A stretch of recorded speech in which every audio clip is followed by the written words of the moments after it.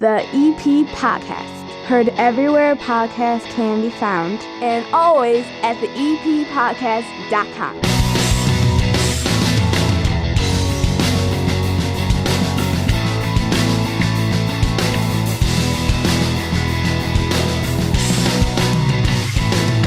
Belly on up to my 9-foot homemade oak bar and pour yourself a cold one. This is 30 minutes of good just for Evergreen Park. It is known as the EP Podcast. My name is Chris Lanuti. Hannah Beth is off this week. She was exposed to COVID. Still waiting on test results. She isn't showing any symptoms, but to be on the safe side, she will not be on this week's show. The show is brought to you by the First National Bank of Evergreen Park, our proud sponsors. Having a bank that can deliver under pressure makes all the difference. When the pandemic hit and local businesses needed help securing Paycheck Protection Program loans, they turned to the First National Bank of Evergreen Park, and they work to help 13 local businesses right here in Evergreen Park get more than $3 million in loans, and that saved more than 200 local jobs. They can also make a difference for you and yours with personalized banking solutions you can rely on. Learn more right now at bankevergreenpark.com/4U. Member FDIC, equal housing lender.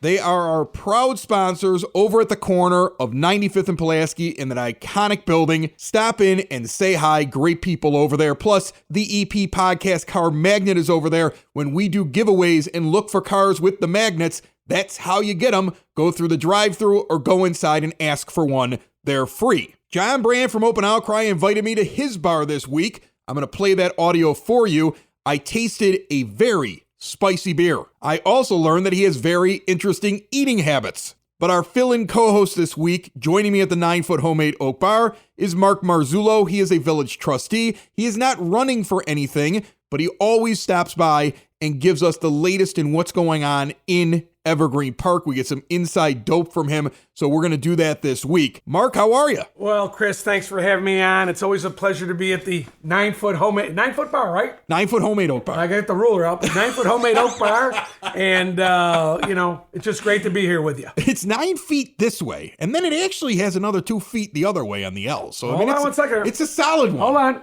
Solid oak. Solid oak. It is. That's some solid oak right there. This is the bar that my wife didn't believe I was going to build.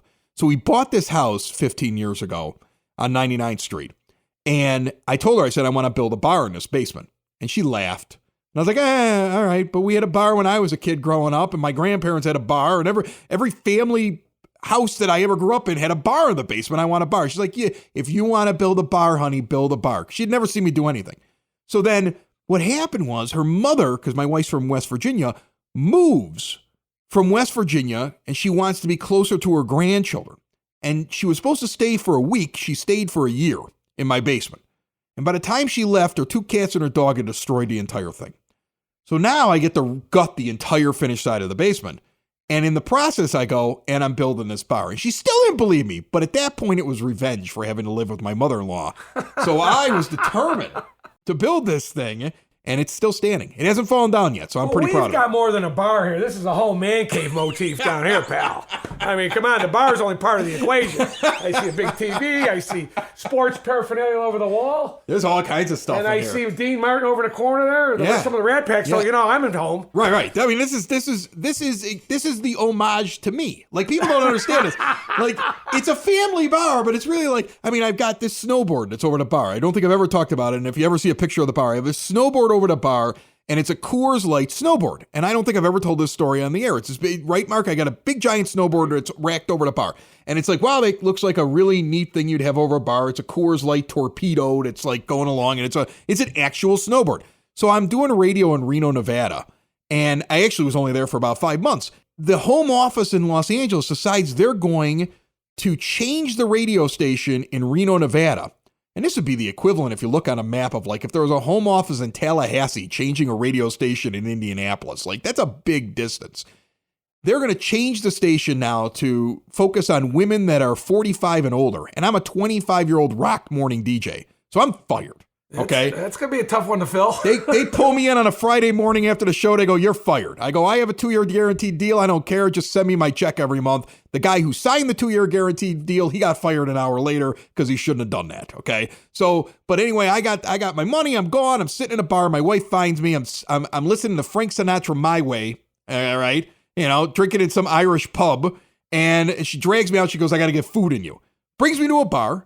And we're sitting there, I'm having some chicken wings, and this girl walks up, and she's with a competing radio station, and they are giving away this snowboard. And so we each get a raffle ticket, and Erica wins. And the question the girl asks her is, do you or anybody that you're associated with work for any media organization in town? And Erica's response is, not for the last 8 hours. Not anymore. And we got that. That was our parting gift from Reno, Nevada. So everything's got a story in the bar. It looks very good, and very appropriately placed. All right, so I want to talk about stories with you. Anything. And what's going on here in the EP.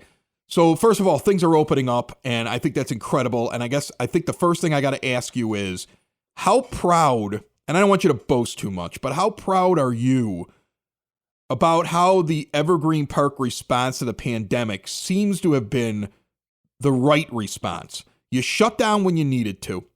You knew when it was time to say we're not enforcing these rules. We don't have the personnel to do it. And also our businesses need to stay open. The patch continues to put out things that essentially show that there hasn't been like this big blossoming of COVID infections. And if you would have nitpicked a lot of these bars and restaurants and shops, you might have hurt them unnecessarily, because we're seeing a big difference now that we know more about the science. The mayor talked about it on a previous episode. You guys listen to an awful lot of experts. When you look back over the last year now, do you feel proud about what you guys have been able to do here in the EP? Chris, under Jim Sexton's leadership and Board of Trustees, we looked at the situation. You couldn't shut down businesses. You couldn't. It'd be a ghost town if you said, "You're empty, you're out of business." But the philosophy that we want to do is, we'll let you stay open, but you got to do it right. You got to be careful. There are some rules, because COVID was new. No one knew, one guy would get on TV and say, "Oh, it's a horror," we're all, and another guy would say something different, and they're still doing back and forth right now. But I think our decision to let the businesses operate in a safe manner, do it right, everyone wear a mask, do the right thing, keep them afloat, keep their doors open, let them have their carryouts. And when they shut down, most of them were shut down for quite a while there, they barely hung on. But when they got to open up again, and when the state said, "You can't open up," and we kind of said, well, you got to do what you got to do. And what had happened was, our COVID ratio in Evergreen Park, Mayor Sexton always had the figures. We were kind of always lower. He was real good on his figures, and we're talking experts, and he could get numbers just for our area. We were always lower than anybody else. So you guys have been able to actually see numbers for just Evergreen Park. Like, you're getting data that's being sent to you. Like, these are EP residents, or these are things traced back to EP? I mean, you guys were actually getting numbers that were coming in. We were basing our numbers from the hospitals of how many Evergreen Park people were admitted with COVID in Christ and Little Company Mary. And the numbers were, we could even track how many people even passed away that lived in Evergreen Park. So we were kind of on top of it. The mayor was all over it. And it wasn't, when the state would say, "We're at this high percentage," our numbers, the numbers that we were getting were always seemed to be a lot lower. So it's just a testament to everybody in town doing the right thing. The political decisions were correct. The business decisions were correct. And now we're kind of at the light at the end of the tunnel, and our restaurants have survived. And we're just extremely happy that it turned out. Because I'm not proud for myself as a politician and the mayor. I'm proud that we kept our businesses open, because I'm a businessman, and that's what it's all about. Because with all our small businesses, Chris, we're nothing. But I think that you guys now, because of the way that you've handled things, you're attracting new businesses. Like, we're going to next week talk with Unbeatable Eatables. And that's a brand new sandwich shop that just opened up on 95th Street. The idea that there's still things opening in Evergreen Park, even during this time, has got to be encouraging. People always want to do business in Evergreen Park. Is the late Mayor Vac always said, is Chicago, my biggest suburb, Chicago, next to me. They're not doing it right. We're going to do it right in Evergreen Park. And we've had a lot of businesses The pizza slice moved from Oak Lawn because they want to do business in Evergreen Park. So They just crossed the street. That was Across the amazing. street, They just Pulaski. like, why are we over here? We're going over there. A couple of restaurants. There was a Subway, or there was something else in Beverly. They came in Evergreen Park because we're business friendly people. We're not out. Listen, we all got to do it right. Everyone's got to follow the rules. But we can work with people. Okay, if someone has an issue, we'll work with them. We're in a bigger city. Hey, here it is, and if you don't like it, too bad for you. They can talk. Yeah, where else in a town have you got an issue that you can make a phone call at the village hall and Mayor Sexton will respond to the issue? That's unheard of. Then Mayor Sexton will make sure we do the right thing. So we're really going to miss Mayor Sexton, but we're really excited about Kelly Burke coming in because I think she understands that's the kind of way the mold is in town, is that we're here for one reason only, to help the people. And that's all why we're here.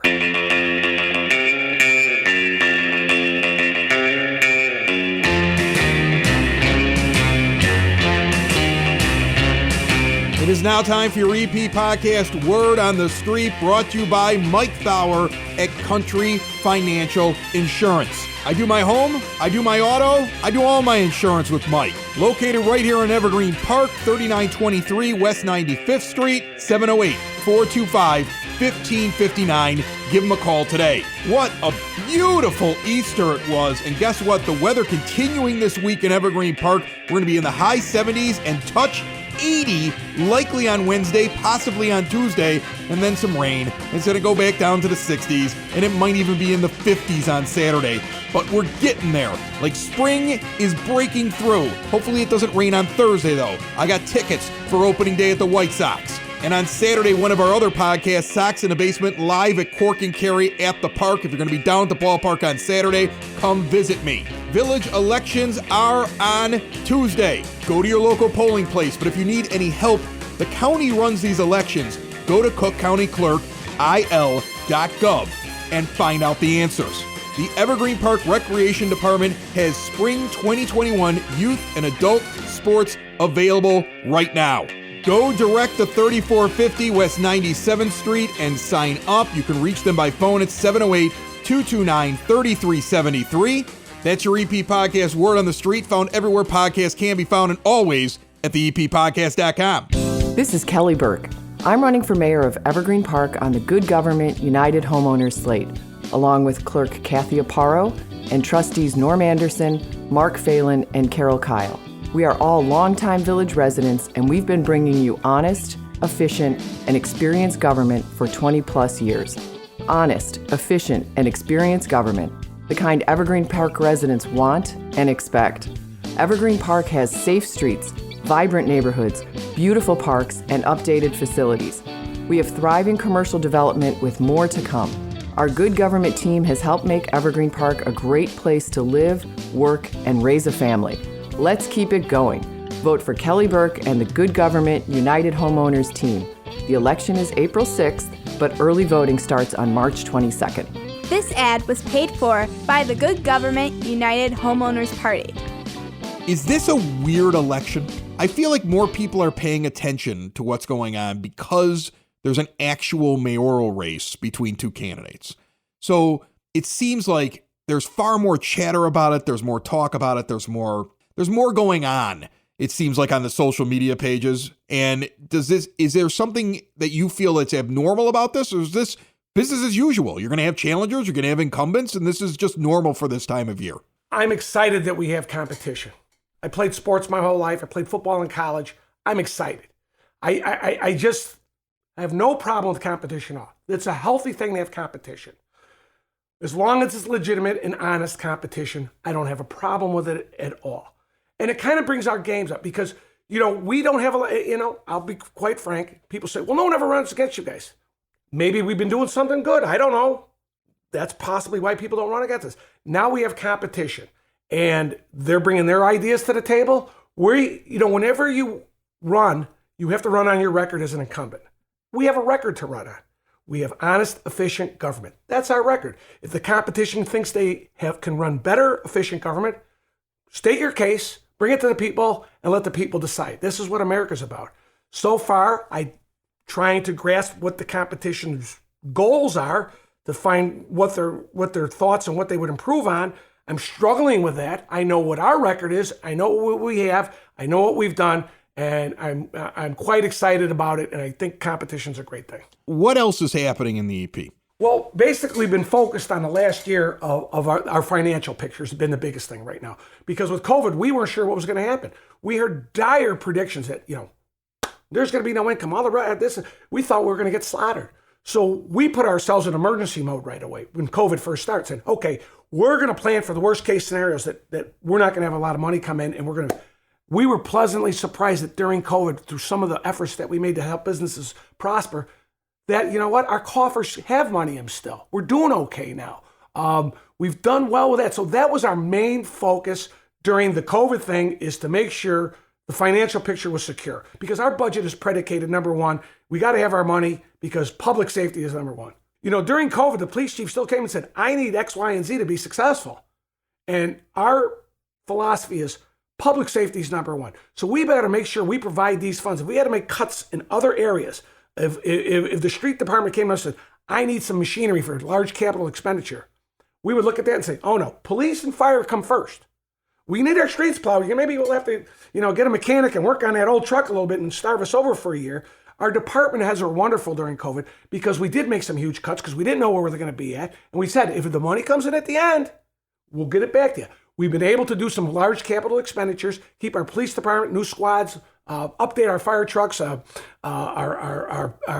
EMS guys, paramedics have state-of-the-art equipment in their ambulances now. So we've been able to maintain a balanced budget. We're in the black again. We had another balanced budget during these hard times and still provide the services that our residents require. We know that our largest suburb here that surrounds us on three sides, Chicago, has a real issue with carjackings right now, where it's like something that all people are talking about. Like, this is like a big thing. Like, you go to Chicago to get your car stolen from you while you're driving down the street. And they have all kinds of crime issues that are going on in that city. If they border us on three sides, it's legitimate to believe criminals don't know borders and move in. How often do you hear from the police department about what's going on, especially in areas that next to Chicago, and how they're kind of combating that kind of thing? Is that the reason why you got to put so many funds into public safety? We've always been strong on public safety for as long as I've been a trustee. That's been our number one priority. Because the former police chief said to me one day when I was a young man, I was chairman of the Police and Fire Commission. He said, let me tell you something.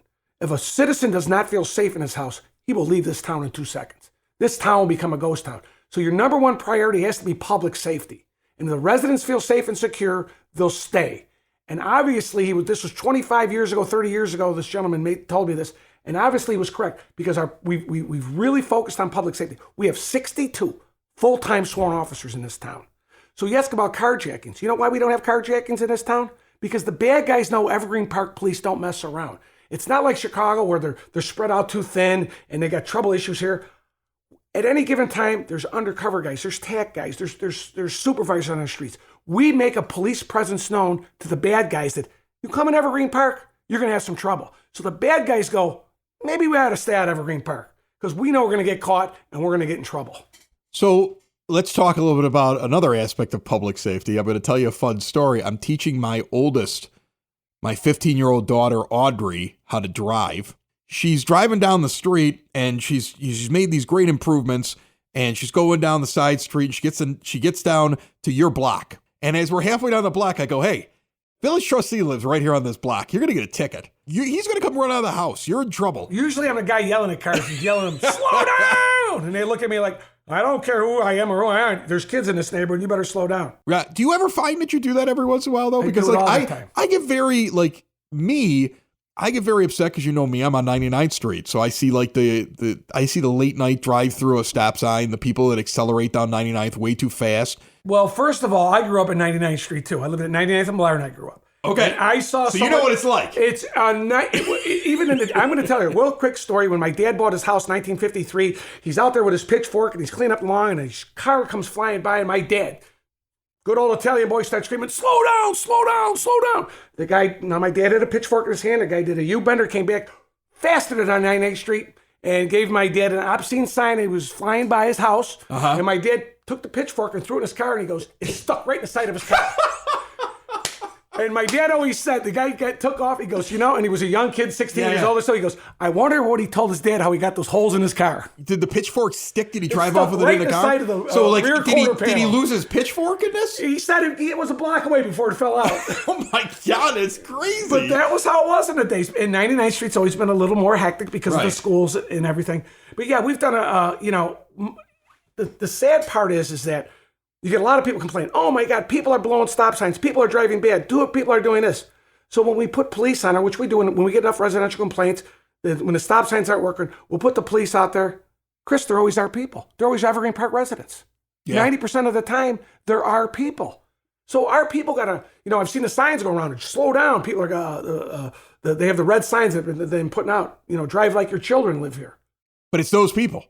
Their children actually do live here, is what you guys are finding. Our residents got to follow our laws. They're the first ones to say it's too slow, and then it's usually our residents that, oh my God, I wouldn't do it. No, we got you on radar. You blew the stop sign. We got police. Right. So our residents got to be a little more, we all got to work together to get this traffic under control. And folks, before I continue this podcast, I want to tell you a little bit about my friend, Larry Liebforth. Larry was born and raised right here in Evergreen Park and has been in business for almost 30 years. I continuously see him volunteering his time with local sports associations, helping out the kids, helping raise money for charity. And what you need to know is that Larry is there in case you need some help as well. For nearly 30 years, the law offices of Lawrence G. Liebforth have been handling every kind of law you can think of, from personal injury cases to real estate dealings. If you need a will drawn up, or representation in a criminal case, it's good to know you have local representation available, rooted in the community, with decades of experience. Located over at 4001 West 95th Street in Suite 200. Give him a call for any of your legal needs. 708-499-6300. The law offices of Lawrence G. Liebforth, here to help you.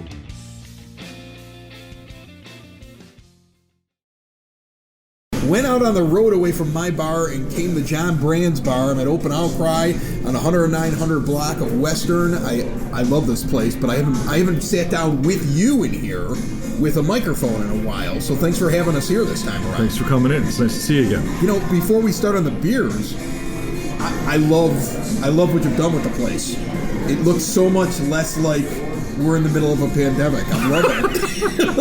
It looks normal. I mean, you must feel pretty normal. I mean, I know you're doing everything right, but it still feels very normal. It's getting there. It's getting back to what normal is, I suppose. But we are still in the middle of a pandemic, so we're still trying to operate this business appropriately and in the right way. So we still have tables spaced out. We still try to, limit table size, and employees are still following sanitation and mask mandates and all those things. But we do want people to feel comfortable in here. We do want this community to feel comfortable coming back into bars and restaurants, coming in here, having pizza, having beer, and enjoying themselves again. And over the last couple of weeks, it seems like more and more people are feeling comfortable and coming back out, and it's been refreshing, rewarding, and frankly necessary, because I think myself and all the other employees here, we're ready to put our hands in the frying pan. So it's been nice to see people come back out. That's awesome. You always bring up the pizza. Listen, I quit my corporate job because I'm just a simple man from the south side of Chicago that likes the simple pleasures in life. I quit my job to make and sell beer and pizza. I love beer and pizza. There's nothing else on this planet that makes me happier than beer and pizza, so that's what we serve here. It's what I eat every day. Beer, really? Beer and pizza. You have the pizza like every day? Almost every day. Just different kinds, or do you have one that you love? Which one do you love the most, John? I want to nail you down on one thing. It's like John Brand loves this. If you show up, eat it. I have a little bit of a manic personality, so I cycle through the menu in phases. So for 2 or 3 weeks, all I'll eat is smoked cheese pizzas. Okay. And then the next 2 or 3 weeks, all I'll eat is the 3 pigs. And then the next 2 or 3 weeks, all I'll do is the margarita. Right now, I'm currently in the margarita kick. So I think I've eaten 2 or 3 margarita pizzas every day for the last 3 weeks. Right. But next week will probably be something, and then I'll eat that until I can't eat it anymore. Margarita is the style that I started really enjoying when I was out in California because it was always sunny and like nice outside. It's getting sunny and nice outside. The other great thing is the fact that I think you got stuff to put on TV now. Baseball's back. Yeah. People love beer when they're watching baseball. I got one in front of me here that you've had the menu before. Lewis Winthorpe. Lewis Winthorpe is if we have 5 core beers, Lewis Winthorpe is one of them. Okay. We brew it every other month. It's a New England style IPA, so it's a hazy IPA with a little sweetness in it. But in the hops that we use in that, will present a lot of those citrus notes, like the tangerine and the grapefruit and the pineapple. And then you have some pronounced bitterness in it as well. It's a real nice gateway IPA for people that don't generally reach for an IPA. It's an approachable IPA. You taste the citrus in it. Yeah. You taste it. Like, I know that Hannah has now been talking about how she likes IPAs. And before These are the kinds that she likes. Before we met, Hannah wouldn't drink IPAs. No. And we brought over open interest in Lewis Winthorpe, and now she seems to be reaching for those more often. And I think it's the citrus notes in these particular IPAs that introduce people to the style. So, you have a version of this that has a hot pepper in it or something? Yeah. What kind of pepper's in this? So I don't have the version. They looked at me like, you want the one with the peppers? And I was like, I just don't have it in me. Like, you need to try it. We're going to get you one. We're going to get you one before you leave. All right. So what a little bit of a niche for us that seems to have happened over the last 2 years is Will Turner, our head brewer here, who has a passion for peppers in general, has started to implement that in his brewing. So every couple of weeks he sets aside a couple barrels of either the Lewis Winthorpe New England style IPA or the Open Interest New England style IPA. And then he'll infuse them with whatever pepper he happens to be cooking with at home. Okay. So ghost peppers, chili peppers, habanero peppers. Because he grows them at his house, right? He grows them in his house, and he also likes to go to goes to ethnic grocery stores and buy crazy peppers. Okay. And then he brings them here. He dries them, and then he brings them here. And then he'll introduce them to a couple one-off kegs of either Lewis Winthorpe or Open Interest. I think he just came up with the name of another beer, Crazy Peppers. Crazy Peppers. Well, he did the Lewis Winthorpe with scorpion peppers, which he does every 2 or 3 months. We call the Lewis Windscorp. Oh, wow. It's going to be a beautiful week this week. It's going to be really nice. You got opening day for the White Sox on Thursday. You get all this light that comes into the bar. You got some fresh air that moves throughout the place. You got good beer in here, good pizza. If you got a chance to enjoy a little sunshine in a place like Open Outcry, go try this one. Now, Chris, the rooftop won't be open this weekend formally. Okay. But if guests want to grab a beer at the bar and head upstairs and just kind of stand around and enjoy the weather and the sunshine, they're welcome to do so. If you want to go college style, like if you went to a party and you're like, we're going to go stand on the roof of this this apartment building, they got it going on right now. Our number one priority for the next couple of weeks is to get all the furniture back upstairs, prepare the deck for the summer rooftop beer garden season, and we're targeting the last week of April. May 1st is the latest for a formal opening of the rooftop, but the garage doors up front on Western Avenue will be open, and the back doors will be open, so we get those real nice breezes to the tap room, and it almost feels like you're sitting outside anyway. Always fun. I actually feel like I'm missing out always having you to my bar because I'm having a blast at this bar. Open Outcry Brewing, make sure you check them out, 10934 South Western Avenue. They're basically the official brewery of Evergreen Park. John is always around the EP. He's always involved in everything that's going on around there. You've heard him on the show so many times before. Check them out. Remember, they still got the delivery service as well, OpenOutcryBrewing.com.